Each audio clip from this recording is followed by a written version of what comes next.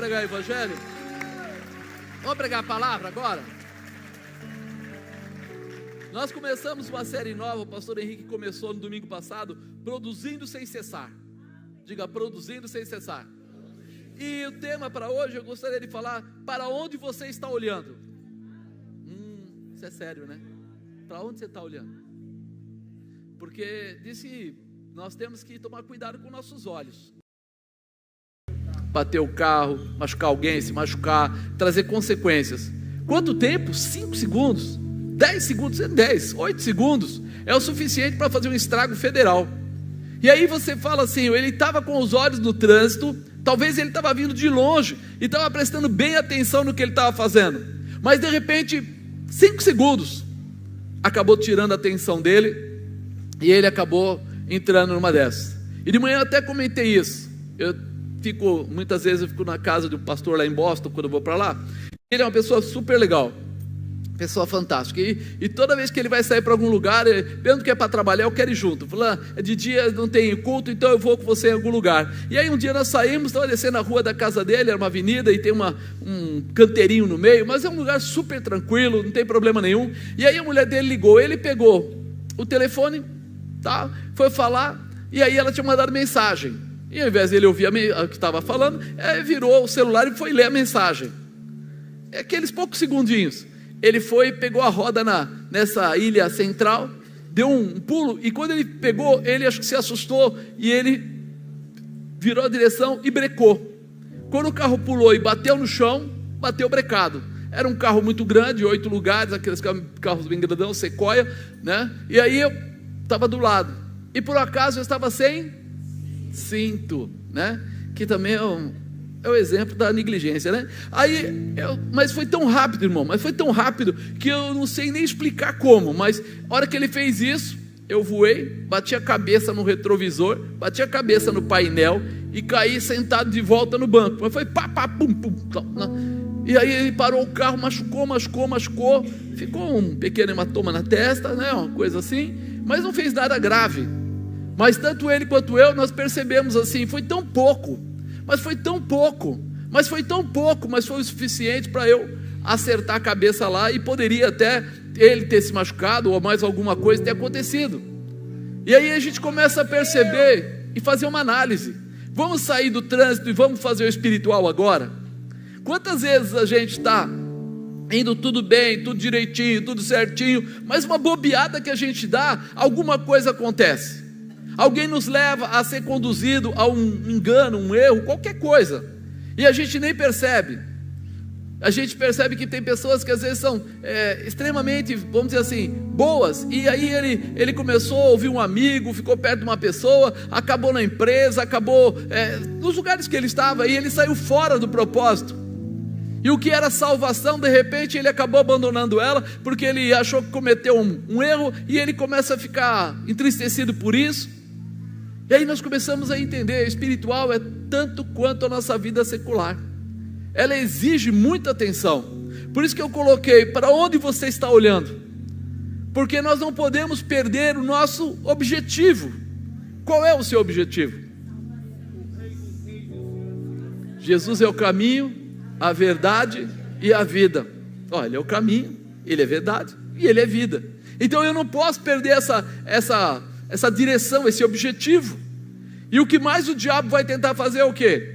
Fazer eu perder essa intimidade, fazer eu perder essa visão, fazer eu colocar os olhos nas coisas às vezes que não são boas, e tirar os olhos das coisas que são importantes, das coisas que me levam mais perto de Deus, que me colocam mais próximos do Senhor.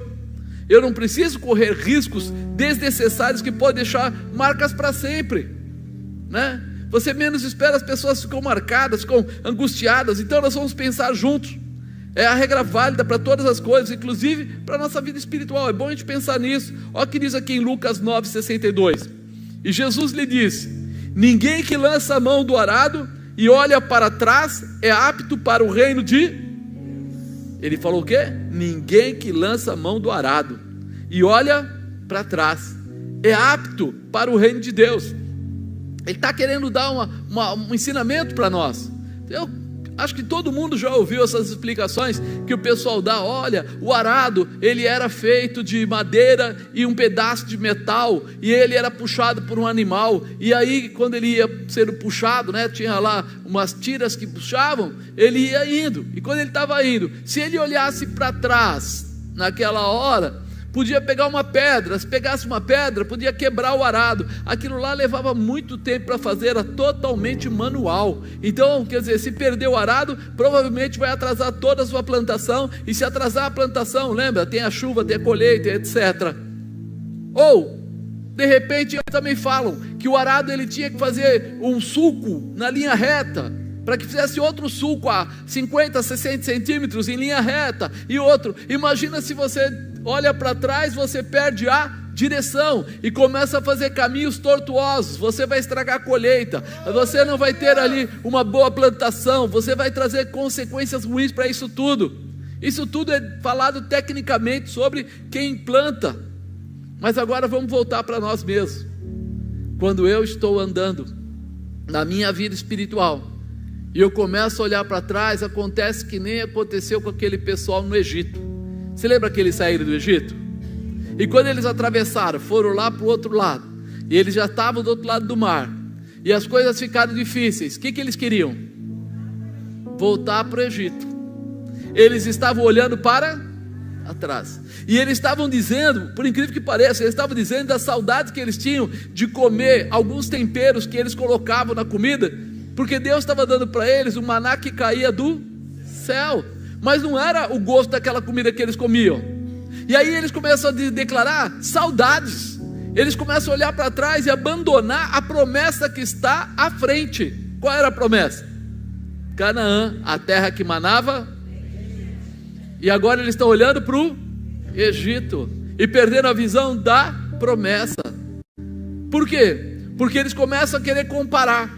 Eles falam das saudades que eles tinham, da onde eles moravam. Só que de repente, quando você fala assim, tá bom, o que você comia lá?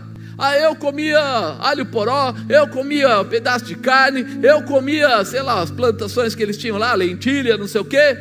Tá, muito bom. Mas você era o que lá? Escravo. Escravo. Que alegria é essa? De querer voltar para ser escravo. Quando você estava lá, você tinha uma casa que era sua, você tinha liberdade de vender, trocar, fazer o que você quisesse? Não, não, por quê? Porque era escravo. E de repente, se você quisesse, né, montar um negócio, criar um negócio, você podia? Não, porque era. Mas agora você está olhando para trás porque tem saudade da comida que tinha lá, porque você não está enxergando o propósito que Deus tem com a sua vida. E quando a gente volta para o espiritual é a mesma coisa. Quando a gente está aqui agora é a mesma coisa. Tem gente que está se comparando com o mundo, tem gente que está se comparando com o trabalho dos outros, tem gente que está dizendo que a família tal é mais feliz, tem gente dizendo lá que brincar não sei aonde é melhor, que o trabalho do fulano é melhor, que isso, que aquilo, mas ele está esquecendo de olhar para frente e dizer, há uma promessa para a minha vida. Há uma promessa não só de vida eterna, mas enquanto você estiver nessa terra, o cuidado de Deus estará sobre a sua cabeça. Enquanto você estiver nessa terra, Deus vai fazer coisas tremendas com a sua vida. E aí alguém de repente vai dizer para mim assim, então por que não acontece? Porque está na hora de colocar em prática o que nós aprendemos. Está na hora de exercitar, está na hora de concordar com as coisas de Deus, absorver as coisas de Deus. Jesus disse isso. Ele falou assim que ele fez coisas grandes, mas vós fareis coisas maiores. Mas espera aí, Jesus fez coisas grandes?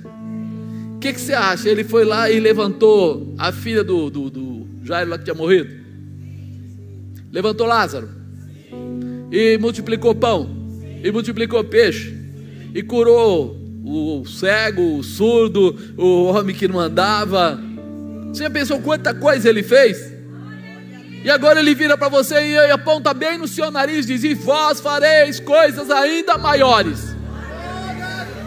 Complicou, né? Agora complicou. Mas por que eu não vou fazer?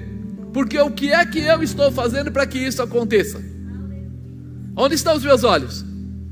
Meus olhos estão no emprego? Meus olhos estão naquilo que eu perdi? Eu tive um problema, eu perdi emprego, eu tive um problema de família, eu tive isso, meus olhos estão lá.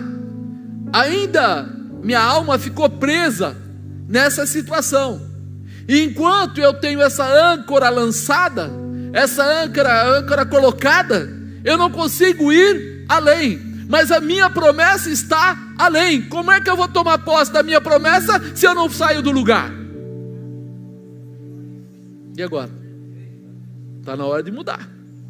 Está na hora de reposicionar. Está na hora de eu esquecer daqui para trás, para começar a enxergar daqui para frente. Coisas aconteceram, foram ruins, foram. Dificuldades apareceram, é verdade. Mas Deus tem uma promessa, como tinha com aquele povo. Tem uma terra que mana leite e mel para você. Tem uma condição de ultrapassar limites para você. Tem uma condição de restauração para a sua casa. Tem uma condição de bênção para os seus filhos. Tem uma condição de bênção para os seus netos. Tem uma condição de bênção em tudo aquilo que o seu coração almejar. Posso todas as coisas. Você consegue garantir isso no seu coração? Que você está íntimo dele para fazer as coisas? Porque quando a gente olha aqui, a gente fala assim, porque estreita é a porta, apertado é o caminho que leva à vida, e poucos há que o encontrem. Mateus 7,14. Mas por que a porta é estreita, poucos o encontram? Porque todo mundo está tentando enxergar as coisas mais fáceis. As pessoas estão tentando enxergar as coisas que todo mundo enxerga. Já reparou que periodicamente acontece isso? Alguém vai investir em Bitcoin. Todo mundo quer investir em Bitcoin. Aí aparece um malandro, vai lá e toma o dinheiro de todo mundo. Sim ou não? Por quê? Porque alguém foi atrás de alguém. Alguém vai investir, sei lá, comprar terreno lá em Chuchuinha. Deu uma grana, eu comprei um terreno lá, paguei R$50, vendi por 300. O quê? Vamos todo mundo comprar terreno em Chuchuinha. Aí chega alguém, vende um terreno que está grilado, vende. Aí todo mundo entra pelo cano, ninguém mais quer terreno em Chuchuinha. Acabou, não quero mais. Nós não precisamos fazer o que todo mundo faz. Nós precisamos fazer o que Jesus deixou orientado para nós fazermos. Quando a gente ouve uma palavra de oferta, quando vem um ministro de Deus aqui falar para você sobre ofertar, sobre dizimar, sobre fazer propósitos com Deus, parece uma loucura. Como pode ser? No meio de tanta dificuldade, esses sujeitos vêm aqui para falar, não, nós não estamos falando do seu dinheiro, nós estamos falando dos princípios de Deus. E o melhor de tudo é que quando você entrar nos princípios de Deus, Ele é responsável. Quando você for pela imobiliária, pelo amigo, pelo colega de trabalho, o problema é só seu. Mas quando você entrar nos princípios de Deus, Ele se torna responsável por você. Se não ia acontecer, agora vai. Se não tinha como acontecer, agora o mar vai se abrir, agora o Jordão vai se abrir, agora as coisas vão começar a acontecer, não porque você é bom, não porque você é bom, mas porque Ele é fiel à palavra dEle. Se Ele prometeu, Ele é fiel para... Por quê? Porque Ele não é homem para que minta, nem filho do homem para que se arrependa. Então Ele tem uma posição e uma postura. Mas nós encontramos muita gente, jovem, velho, adulto, e de todo jeito, que qualquer coisa tira ele do centro. Os olhos dele estão aqui, ele está indo bem, provavelmente, mas de repente ele muda. Adão e Eva, eles estavam aonde? No paraíso. Devia ser um lugar fantástico. Paraíso. Não precisava nem de energia elétrica lá, irmão. Você não ia nem trabalhar lá. Não, paraíso. Coisa linda de Jesus, tá? Mas de repente eles tiraram os olhos de Deus, da palavra de Deus, Adão, e ele colocou os olhos na fruta que não era para comer, ou seja, no engano, e ele entrou pelo cano. Mas por quê? Porque ele tirou os olhos do lugar certo para colocar os olhos no lugar errado. Presta atenção. Como você, quando se converteu, quando você começou, como você tinha uma dinâmica, uma visão privilegiada, uma determinação. Eu vim para ser salvo, eu vou ver o milagre de Deus, eu quero ver a glória de Deus se manifestar, eu vou até onde for necessário, porque o poder de Deus é soberano. Aí veio alguém e falou assim, isso é xarope, cara, você está dando dinheiro para aquele pastor, está dando dinheiro para aquela igreja, você está confiando em nada, não vai dar em nada. E aí daqui a pouco você está, é mesmo, cara, sei não. Você tira os olhos de lá para colocar os olhos no seu amigo, no falador, no trabalho. Quando você menos espera, você já perdeu a direção, já perdeu a continuação daquilo que Deus preparou para você. Tinha um sujeito na Bíblia, ainda tem, ele chama Saul. Vocês já ouviram falar? Ele foi rei, né? Mas antes de ser rei, ele era quase nada.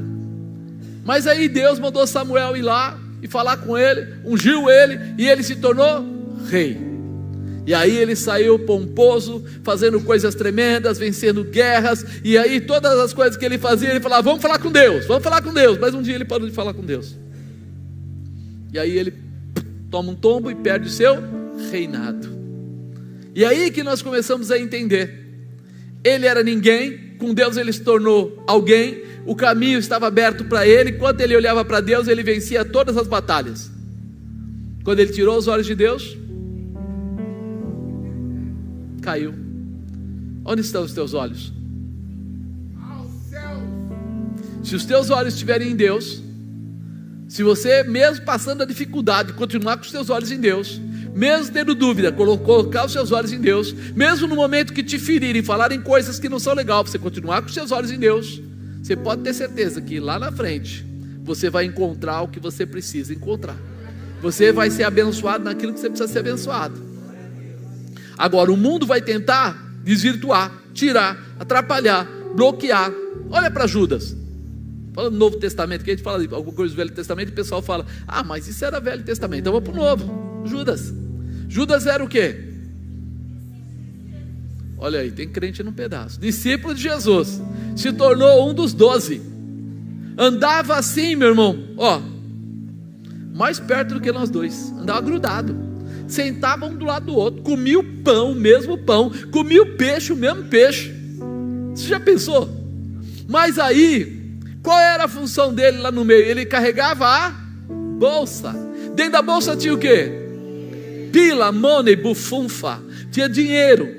E aí ele começou a olhar para Jesus, olhar para o povo e olhar para o dinheiro. Olhar para Jesus, olhar para o povo e olhar para o dinheiro. Chegou um dia que ele já não olhou para Jesus, olhou só para o povo e olhou para o dinheiro. Olhou para os sacerdotes, que era o povo, e falou para eles: eu tenho como entregar Jesus. Me dá 30 aí, 30 moedas aí, eu resolvo a parada. Porque ele estava olhando para o dinheiro. Quando ele olhou para o dinheiro, tirou os olhos de Jesus, ele acabou perdendo o reinado dele, a estrutura dele, que ele era um dos 12. Imagina, ser um dos 12. E ele morreu, se matou, perdeu a visão. Mas por quê? Porque Deus é mau? Não, porque ele perdeu a visão. E quando alguém perde a visão, ele perde a capacidade de avaliação. Porque Pedro, ele falou que ele não ia negar Jesus, não ia negar Jesus. E Jesus falou: você vai me negar antes que o galo cante 3 vezes. Você vai estar lá, o galo cante, você vai estar me negando 3 vezes. E ele foi lá e fez o quê? Quantas vezes?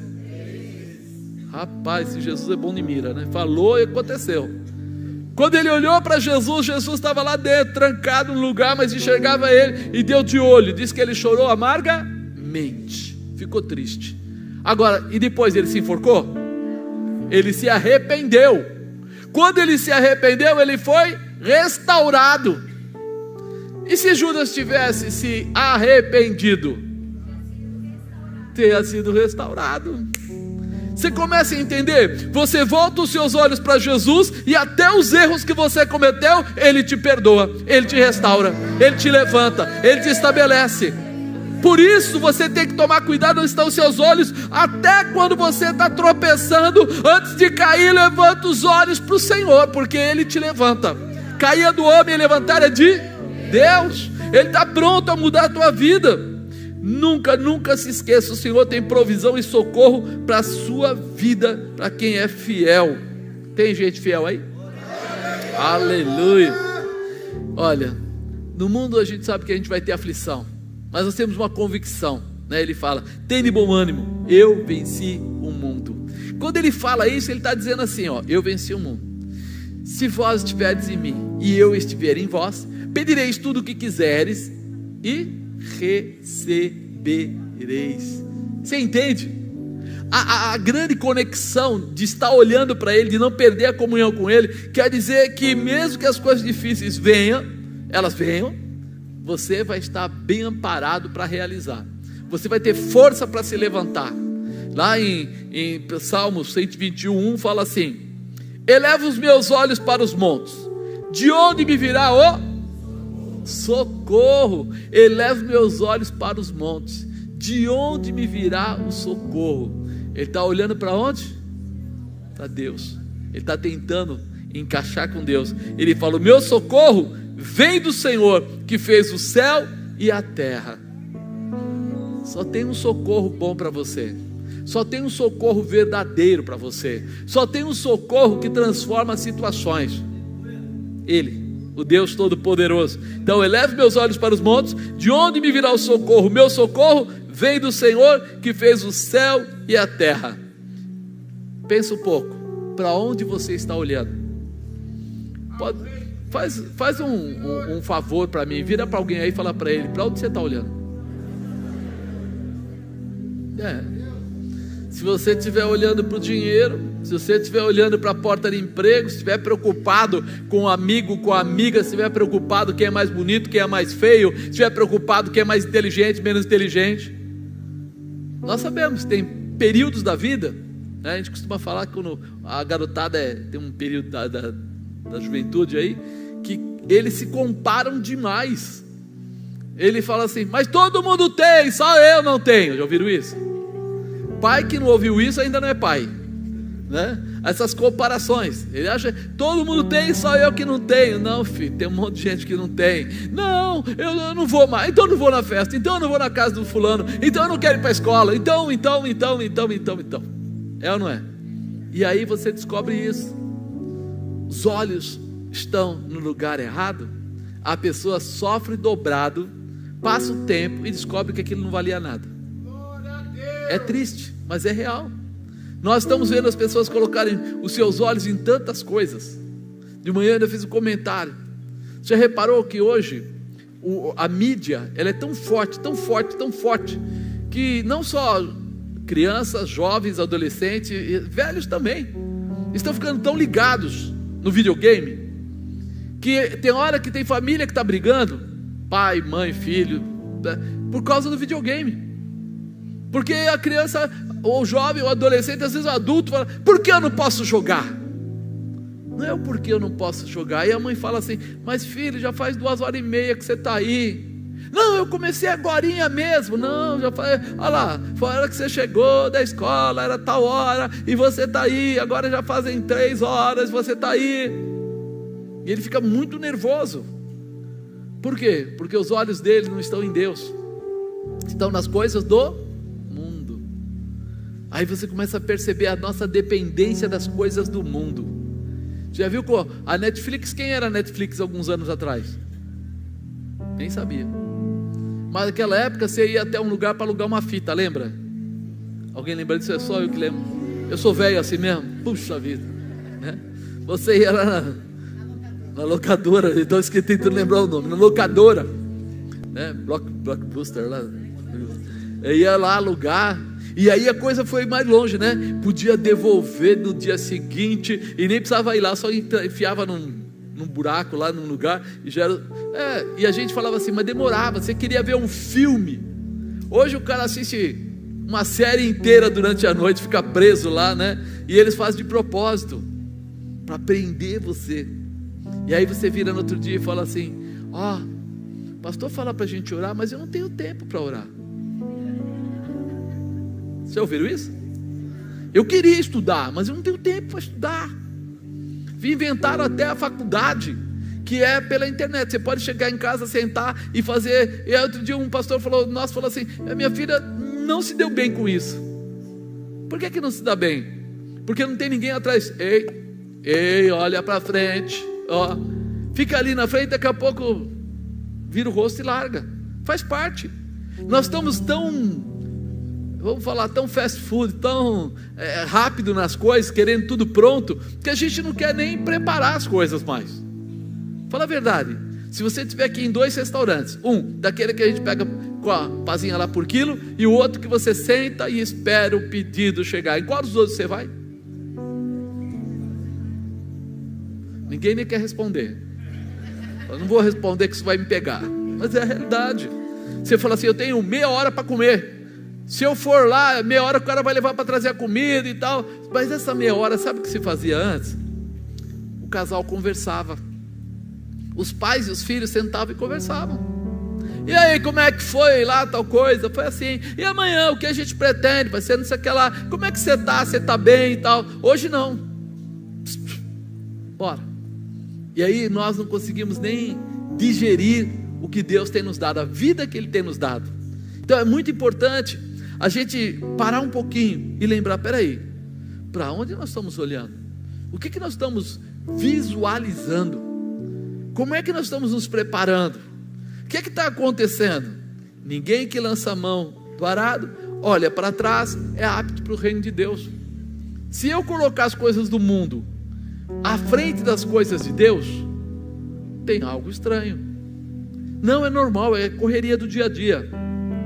Mas quando perguntaram para Jesus: me conta aí, me fala os mandamentos, Ele falou: vou resumir em 2. Como que eram mesmo?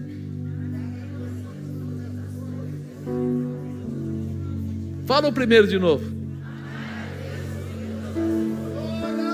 Fala o primeiro de novo. Aonde é que estão os teus olhos? Você percebe? Nós sabemos recitar o que Jesus falou: amar a Deus sobre todas as coisas. Parece até aqueles caras de rádio, né? Mas a gente não coloca isso em prática. Essa prática tem que existir. Ele tem que ter um lugarzinho dele. Apóstolo, então quer dizer que eu não posso mais assistir Netflix, não posso mais ir, não sei onde, não posso no fast food? Sem loucuras, sem loucuras. Eu vou no fast food, eu vou no restaurante, eu assisto um filme, mas eu nunca vou tirar o lugar que pertence a Deus. Eu tenho que lembrar: existe um tempo do dia que pertence ao meu Senhor, porque aqui dentro eu sou templo. Templo de quem? Do super-homem, do Batman, de quem? Se é do Senhor, então peraí, tem que ter um lugar para Ele. Eu tenho que ter um tempo de oração. Aí nós voltamos àquela situação anterior. Vou fazer coisas maiores? Sim. Por quê? Porque eu deixei um espaço para Ele reservado, aonde Ele se comunica comigo. As pessoas vieram aqui à frente para receber oração porque tinham um problema. Pelo menos o irmãozinho aqui que veio aqui na frente, ele falou que ficou tudo bem. Continua bem? Entendeu? Quem fez isso? Deus. Usou a minha vida. Glória a Deus por isso. Mas quem fez foi Deus. Mas por que Ele fez? Porque neste tempo, nesta noite de domingo, ao invés de você assistir o programa de televisão lá que tem lá no canal tal, você abriu mão e veio para a igreja. E quando você veio para a igreja, alguém que tinha alguma comunicação com Deus chamou você e você veio para frente. E aí o milagre chegou em você. Isso é o que Ele espera de nós, que os nossos olhos estejam voltados para Ele. Se você perguntar para mim assim: você às vezes não tem vontade no domingo à noite de relaxar, de ficar à vontade? Até tenho, mas eu vou perder a minha intimidade com Deus, aquele que eu gosto tanto, de correr para cá, falar com Ele, orar e receber a presença dEle. Mas não tem algumas dificuldades? Sempre tem, irmão. Mas mesmo assim, eu sempre digo essa frase, porque eu ouvi uma vez isso lá atrás e coloquei em prática e vi que era verdade. A minha cura está no altar. O meu restabelecimento está aqui, ó. É o altar. E quando eu falo altar, não quer dizer assim: você não sobe aqui, então você não tem. Não. O altar é a presença de Deus. A minha cura está na presença de Deus. A sua cura está na presença de Deus. A sua restauração está na presença de Deus. Não quer dizer que a gente não passe alguns momentos aflitivos, mas quer dizer que toda vez que eu tiver um momento de aflição, só tem um lugar para me resgatar e renovar a minha vida: é na presença de Deus. É por isso que você consegue, leva uma lambada aqui, cai ali, tropeça, rala o joelho, levanta de novo, mas você corre para a presença de Deus. Eu não tiro os olhos dele, porque eu sei que lá é onde ele vai se manifestar, onde ele vai me abençoar. A verdade é que nós precisamos ser livres para viver o amor e as bênçãos advindas do Senhor. A gente precisa ser livre. Nós precisamos ter liberdade, mas dentro de nós.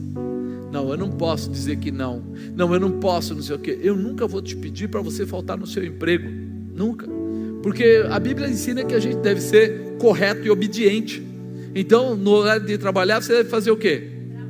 Trabalhar. No horário que você está viajando, está lá, sei lá, longe, lá onde você quiser, esteja lá. Hoje o pastor Fábio está viajando, por isso que ele não está aqui. E ele falou assim: apóstolo, não estou me sentindo bem para fazer isso. Ele deve estar assistindo. Não estou me sentindo bem porque você gosta de viajar e é dia de culto. Eu falei: querido, você vai descansar em paz. Então você vai, descansa, curte, fica em paz. Por quê? Porque nós estamos aqui agora e amanhã, daqui a poucos dias ele está de volta. Ele descansou, você tem direito de descansar. Agora, mesmo indo para qualquer lugar, nunca tire os olhos do Senhor. Não importa onde você esteja, os teus olhos estão em Deus. Você serve bem quando você está, mas quando você não está, você continua ligado no Senhor, na intimidade com o Senhor, com o propósito com o Senhor, com o objetivo com o Senhor, porque é um direito de todos nós ter um Pai maravilhoso, e Ele é o nosso Pai. Olha para a pessoa do lado e fala: irmão, seu pai é o meu pai. Olha que coisa linda, fantástico. Ah não, mas está falando da carne. Eu estou falando do Espírito. Oh meu Deus. Melhor ainda, né? Melhor ainda. Quando entendemos, duplamente, o negócio é fantástico. Quando entendemos o chamado de Jesus para nossas vidas, com certeza não teremos dúvidas em ser fiéis a Ele. Quem entende quem é Jesus de verdade, ele não tem dificuldade de ser fiel, porque ele sabe quem é Jesus. Quando a gente gosta da esposa, do marido, do namorado, não tem dificuldade de ser fiel, quando a gente gosta de verdade. Quando a gente está lá, mas está naquela, né? É o melhor que temos para o momento, então aí começa a ter traição, ter uma opção de coisa. Mas quando a pessoa fala assim: não, eu achei a minha metade, então agora é com ela. Agora é até que a morte não vai matar ninguém por isso, tá bom? Vai tomar uma atitude até que a morte não separa. Não.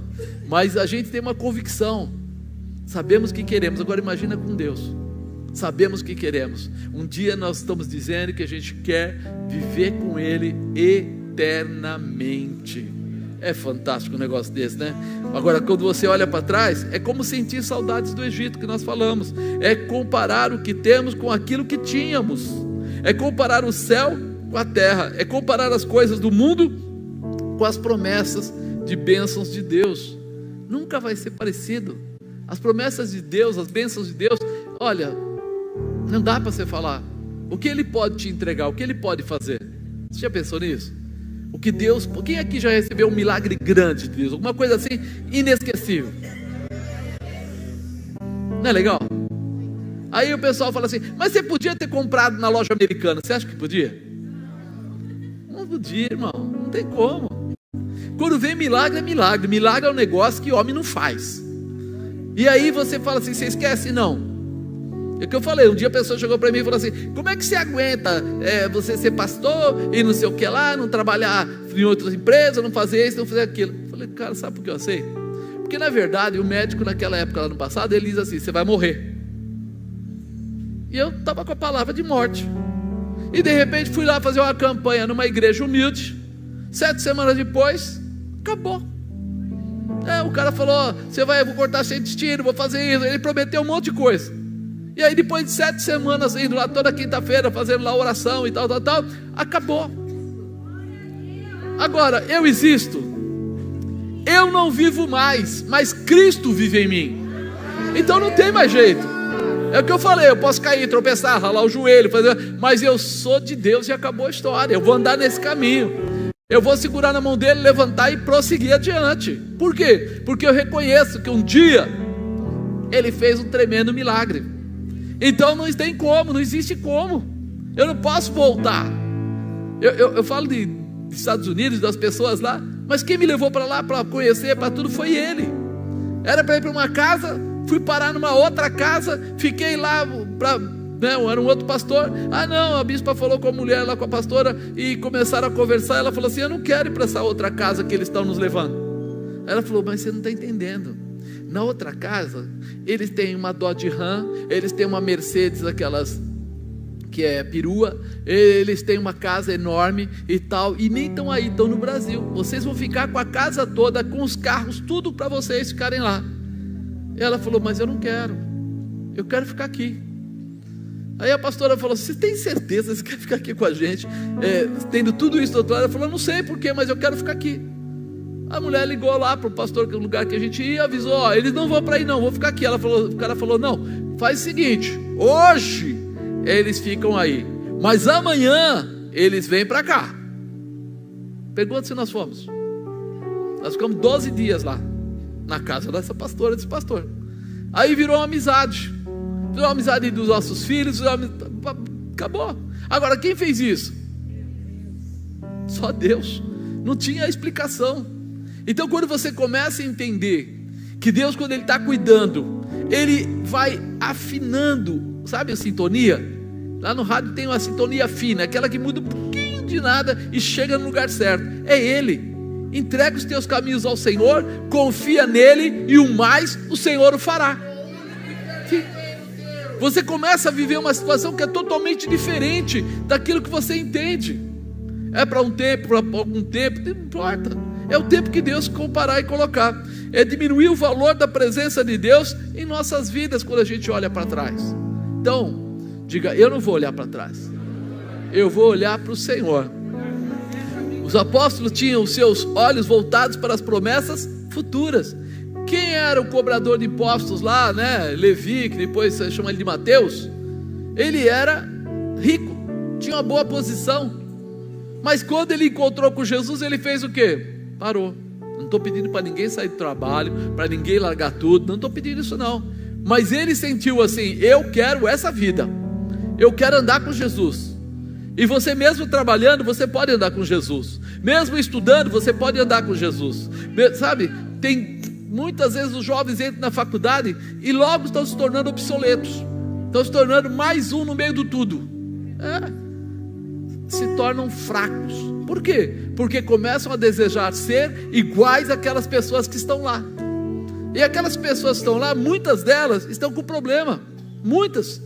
Só que você olha só o estereótipo, a parte exterior, e você acha assim, fantástico. Eu lembro de um amigo meu que ele me apresentou um camarada e falou assim, o cara chegou com uma Mercedes, falou assim: olha, esse aqui é um amigo meu, o cara ponta firme e tal, e falou um monte de coisa bonita da pessoa, e eu fiquei assim: nossa, ele tem tudo isso mesmo? Tem, olha o carro dele, Mercedes, olha a caneta dele, é Montblanc, olha não sei o que e tal. Passou uns tempos lá, um mês depois, e eu fiquei sabendo que ele tinha mais dívida na vida do que qualquer coisa. Estava prestes a perder o carro, prestes a perder a casa, prestes a perder até a esposa. Eu falei, e o outro estava dizendo: esse é o cara, a gente tem que andar com ele, esse é o cara. Eu falei assim: jovem, ele é meio bobão por natureza. Ele começa a olhar para o estereótipo e achar assim: nossa, coisa mais fantástica. A gente achava coisa mais fantástica. Aí descobrimos que não, que o pouco que eu tinha no bolso era mais do que ele tinha na vida dele toda. E aí, como é que faz? Então hoje nós temos que olhar para Jesus, firmar os nossos passos em Jesus. Por quê? Porque Ele faz você prosperar e alcançar aquilo que você precisar. Fixa os teus pés com poder. Última palavra aqui, Mateus 6, 19, 27. Não ajunteis tesouros da terra, onde a traça e a ferrugem tudo consomem, onde os ladrões minam e roubam, mas ajuntai tesouros do céu, onde nem a traça nem a ferrugem consomem, onde os ladrões não minam nem roubam, porque onde estiver o vosso tesouro, aí estará também o vosso coração. Você começa a entender: peraí, onde está o meu tesouro, ali vai estar o meu coração. Onde estão os teus olhos? Porque nós precisamos começar a entender: peraí, Deus me chamou para ser alguém especial, Deus me chamou para fazer as coisas diferentes, e eu preciso me mover nessa direção. Eu preciso acreditar no que Deus pode fazer. Eu preciso entender que Ele tem coisa muito maior do que os meus olhos alcançam. Eu enxergo até ali, mas ele já olha lá 10, 20, 30 anos à frente. E ele fala: vem aqui, vamos andar junto, e eu vou te mostrar o tamanho da minha glória, o tamanho do meu poder. Eu vou te mostrar tudo que eu tenho feito, como eu tenho feito. E aí você vai falar assim: não é possível. Outro dia eu fiquei pensando em casa, estava sentado lá, fiquei pensando, falei: como é que eu cheguei até aqui? Porque a gente passa dia a dia e nem percebe. A gente vai andando, correndo, e você, quando vê, já é Natal, é ou não é? Aí você olha de novo, é Natal de novo. Aí você olha de novo, é Natal de novo. Aí você fala assim: nossa, quantos anos já passaram? Eu lembro quando a gente era garotinho, 14 anos por aí, e a gente queria ir no cinema. Naquela época tinha idade, né? Pode entrar no cinema com 16, pode entrar com 18. E eu lembro que o meu irmão falou assim: vamos falsificar a carteirinha da escola, que era o que a gente tinha. Eu falei: isso não dá problema? Ele falou: não dá não. E aí ele colocou mais idade na carteirinha da escola, foi com cândida, apagou e tal. Ele só esqueceu que o local do cinema ali no Ipiranga, onde eu morava, era junto com uma escola de padres e tal, e meu pai era amicíssimo.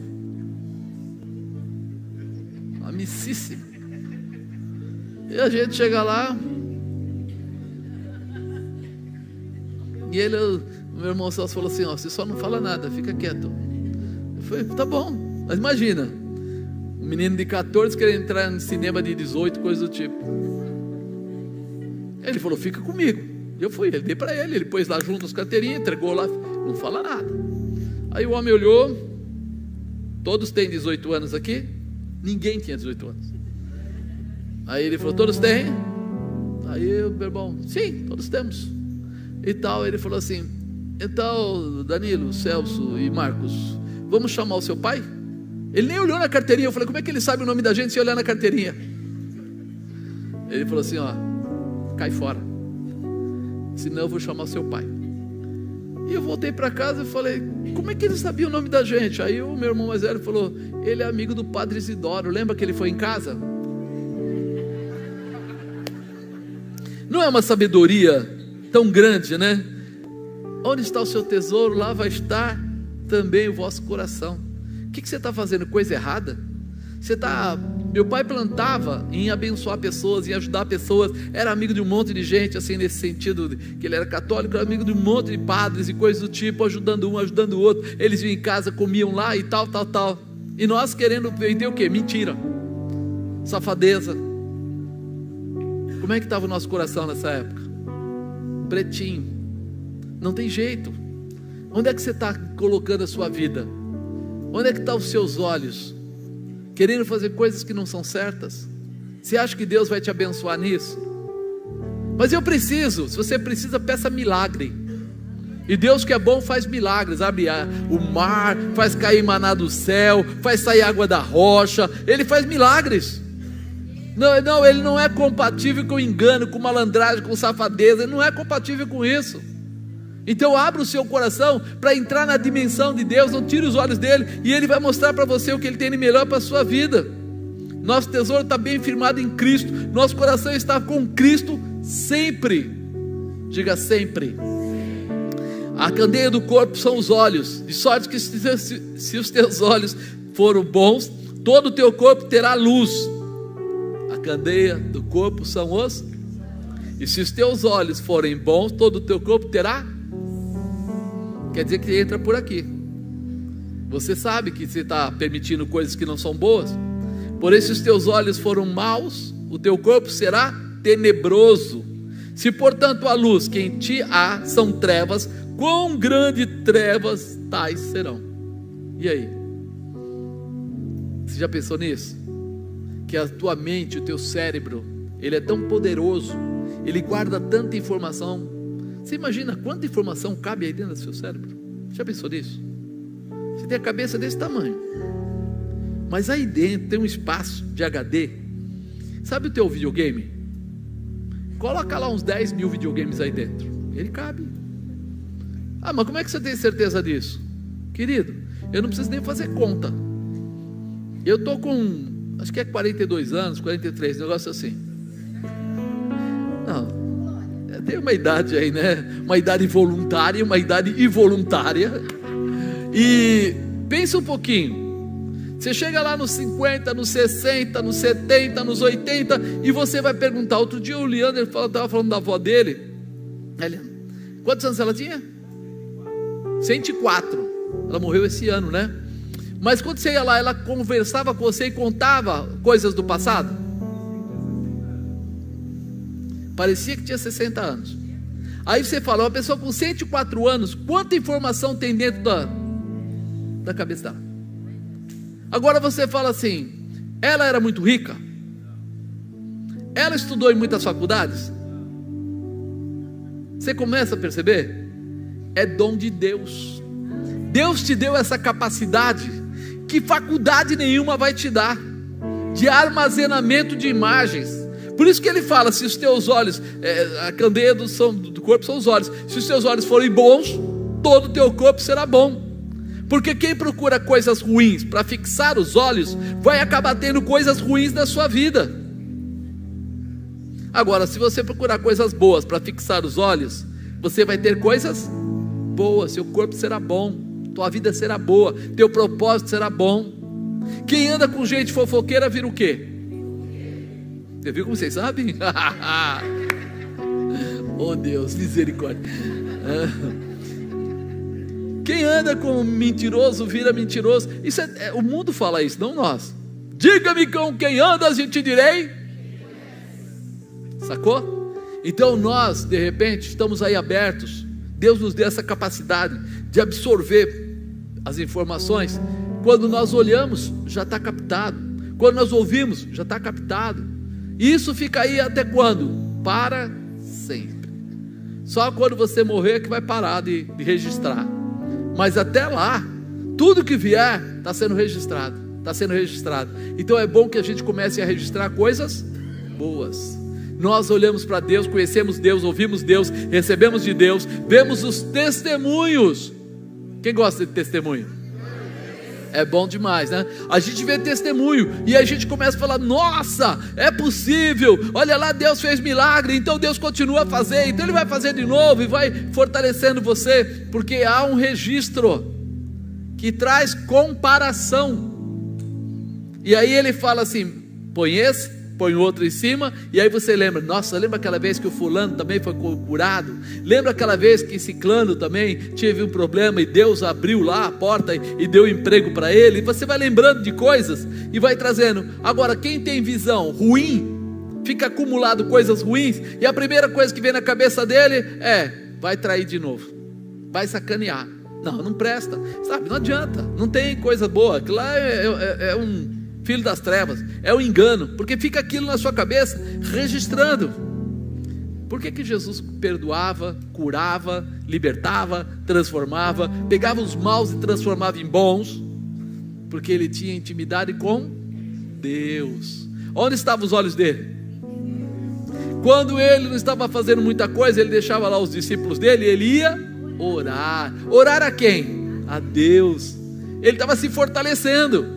Ele fala assim, eu vou entrar de novo numa outra briga, eu vou visitar de novo um povo podre, eu vou alcançar gente errada, eu vou não sei o que lá. Peraí, eu preciso estar bom para isso, eu preciso estar preparado para isso. Então quando ele já ia cheio, ele já ia fortalecido, ele já ia renovado, ele já ia preparado. Por quê? Porque dia a dia ele estava se alimentando, estava se enchendo. Onde estão os teus olhos? Você pensa nisso? De manhã, de tarde, de noite. Lembra dos milagres que Ele já fez, lembra das promessas que Ele tem. Apóstolo, Ele falou que ia curar, ou ia libertar meu marido, ou ia libertar meu filho, ou ia fazer isso, e não aconteceu até agora. Agita. Começa a lembrar de tudo e fala, Senhor, há uma promessa e eu estou aqui para ouvir e receber a promessa que o Senhor fez. Apressa-te em cumprir a tua palavra. Você não está cobrando, você está dando a Ele o quê? Apenas a razão daquilo que você recebeu. Eu recebi, veio alguém e profetizou, então agora eu quero receber o que foi profetizado. A palavra é essa. Eu posso até pedir a Deus uma confirmação, mas se Ele confirmou, agora eu vou. Ele pode até falar para você, corre, Vai, faz sua parte, porque tem coisas grandes para acontecer, mas você precisa fazer sua parte, você precisa estar preparado.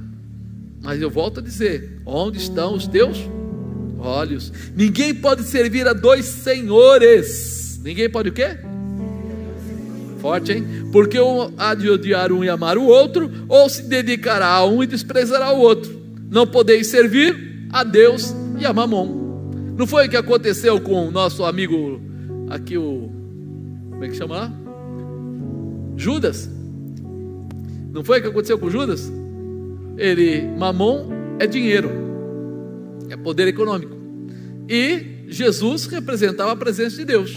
Ele tinha que escolher um dos dois. Ele escolheu ir lá no sacerdote, fazer uma negociação e entregar Jesus pelas 30 moedas. O que aconteceu? Ele aceitou Mamon. Ele colocou Mamon como a pessoa da vida dele.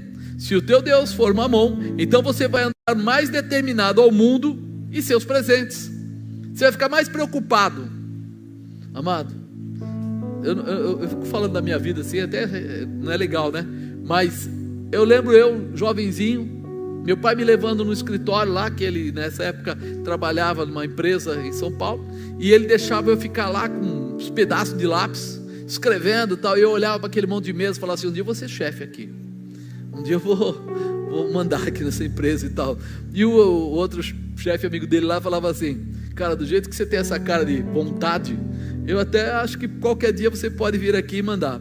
Era uma empresa que trabalhava, naquela época usava muito bobina de papel, essas bobinas pequenas que tinha máquina de calcular, né? Hoje tem algumas maquininhas que usam, mas naquela época era muito mais. Ele fazia o quê? Comprava bobina grandona, rebobinava em pequenas e vendia. E eu falava assim, um dia eu vou ser alguém aqui, eu vou ser alguém aqui.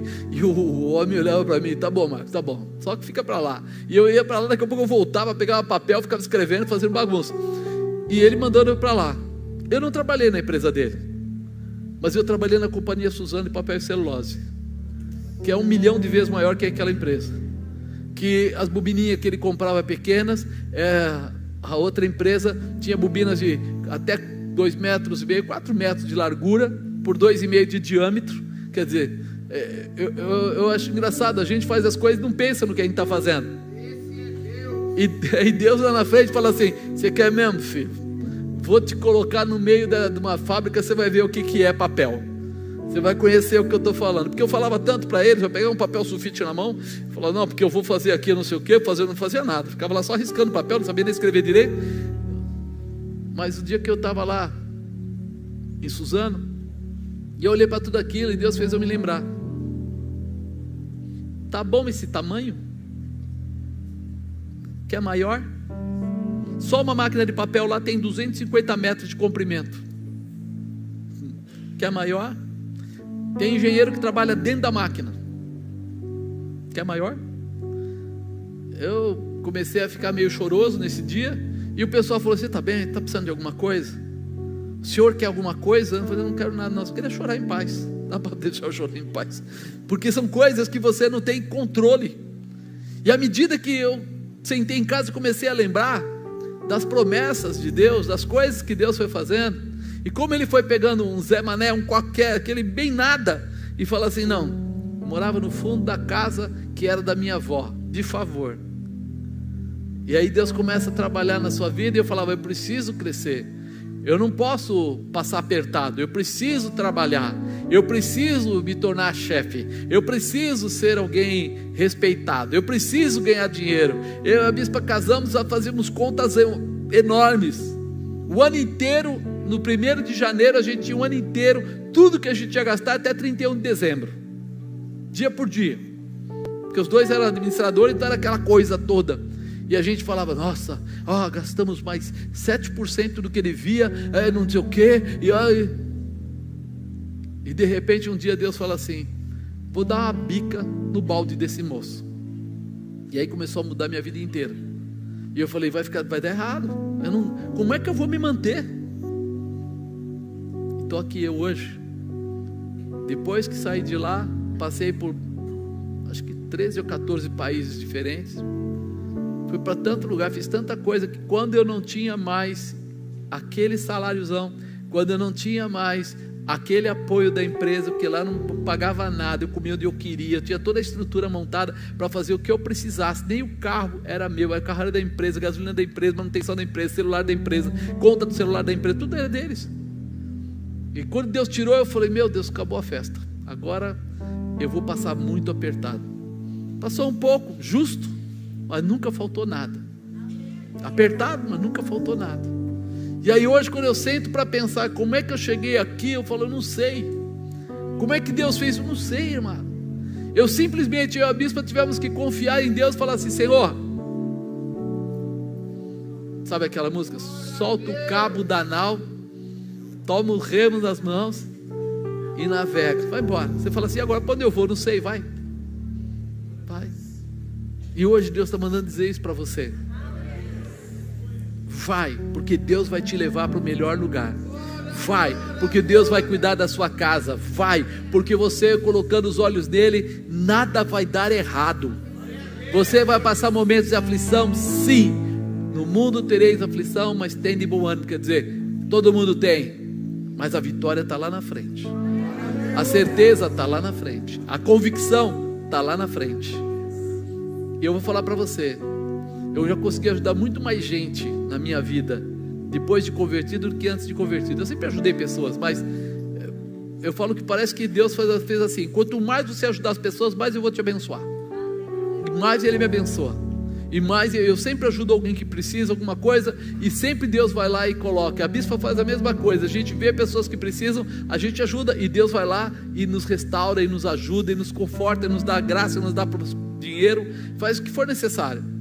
Agora, será que você consegue entender como é importante a gente ter os olhos no Senhor? Porque, amado, eu não coloco olhos em amigos, eu não coloco olhos em políticos, eu não coloco os olhos em situações. Já teve gente que grande aí vem aí, mas precisa de alguma coisa, mas não precisa de nada, está tudo certo. Mas por que você faz isso? Exatamente porque eu confio que tudo que eu precisar, Deus fará acontecer. Deus fará. Eu preciso ter essa paz no meu coração, porque se eu começar a voltar lá atrás, quando o Marcos era negociante, então eu vou começar a tentar tirar proveito de tudo. E se eu tentar tirar proveito de tudo, daqui a pouco eu tiro os olhos do Senhor e coloco os olhos do mundo de volta. Eu vou querer saber o quanto, por quanto, e aí a coisa vai tomar um rumo bem complicado. Eu não posso ser político. Por que você não pode ser político? Porque quando eu era mais jovenzão, eu era briguento demais, encrenqueiro demais. E eu sei que se eu for para um ramo desse, eu vou acabar arrumando treta, eu vou entrar no caminho errado. Não vou aceitar perder simplesmente. Então, não vou. Mas já teve convite? Pergunta para a bispa. Falaram, quanto você quer? Então, não vou e não vou entrar nisso. Mas é porque eu conheço o meu caráter. Eu sei quem eu sou. Eu sei quem Deus mexeu, o que Ele fez comigo. Então eu vou ficar de olho nele. Vou ficar grudado nele. E se você quer que Deus faça isso com você, tire os olhos das coisas que estão roubando a tua intimidade com Deus e coloque os olhos no Senhor. Não deixa o medo, não deixa a dúvida, não deixa o desânimo, não deixa as coisas do mundo tirar você da convicção, porque se Ele é Deus, como eu sei que Ele é, e Ele prometeu, como eu sei que Ele prometeu coisas da tua vida, elas vão acontecer para a glória de Deus. Elas vão acontecer. Fique preparado para isso. Fique estabelecido.